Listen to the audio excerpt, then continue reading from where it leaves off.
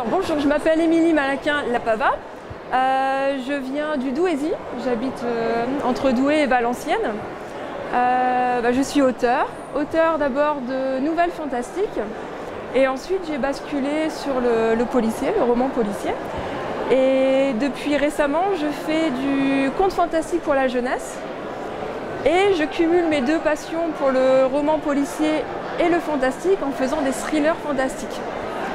Ce sera les prochains à venir. Pour l'instant, ils ne sont pas encore sortis. Tout de suite, j'en ai plusieurs. J'aurais dû ramener les livres. Je vais parler de mon polar, parce qu'on est dans un salon du polar. Donc j'ai écrit en 2018 un polar qui s'appelle Metal Parano.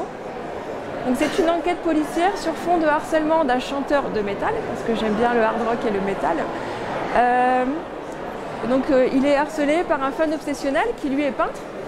Donc au départ, il lui envoie des tableaux assez sympathiques, petit cadeau pour son chanteur préféré, pas de souci. Mais les tableaux sont de plus en plus étranges et leur relation est de plus en plus malsaine. Et ça se complique quand un des membres du groupe de ce chanteur se fait assassiner avant un concert.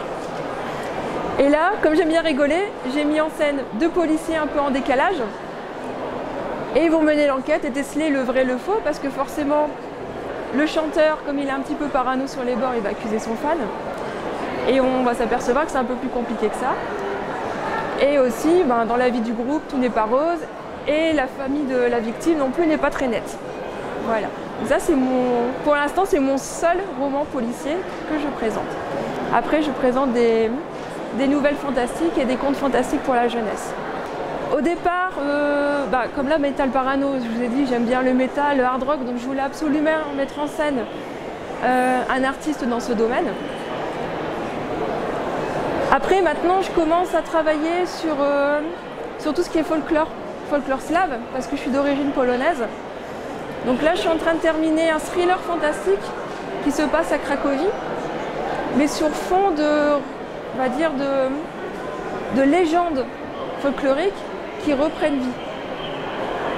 Et bon, voilà, ça fait partie des sources d'inspiration. Après, pour les enfants, ma source d'inspiration, c'est mes filleuls. Parce qu'à la base, j'écris pour les adultes. Et mon plus grand filleul m'a dit Reine, c'est pas juste, t'écris pour les grands, tu fais rien pour les enfants. Je veux une histoire avec moi dedans. Donc j'ai fait un premier, le manoir de Hans Karl, avec mes deux grands filleuls. Et comme ils ont un petit frère qui s'appelle Gabriel, j'ai fait Gabriel et l'apprenti Baba Yaga. Et là, pour le coup, j'ai inclus à la fois mes filleuls et le folklore slave. J'ai mis les deux. Alors je suis assez méthodique quand je travaille. Donc, ça veut dire qu'avant d'écrire un roman, j'ai à peu près en tête mes personnages et je leur fais des fiches d'identité, des cartes d'identité, ce qu'on appelle des fiches personnages. Mais je rentre vraiment dans le détail. Des fois, c'est vraiment un grain de beauté, une petite marque. Je leur invente des vies, je leur invente des familles, et des fois, je n'utilise pas tout. Et puis ça repart dans d'autres personnages, ou je les travaille en fait, vraiment à fond. Et ensuite, j'essaie de travailler leurs relations. Et je fais en sorte que ça colle dans l'histoire que j'ai en tête. Je suis très longue. Je suis très longue et j'ai commencé à écrire il y a longtemps, en 2009.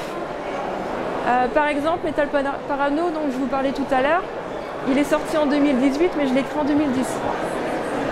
Et je l'ai retravaillé. Après, je l'avais présenté à des éditeurs qui n'en voulaient pas. Et je l'ai retravaillé, et voilà.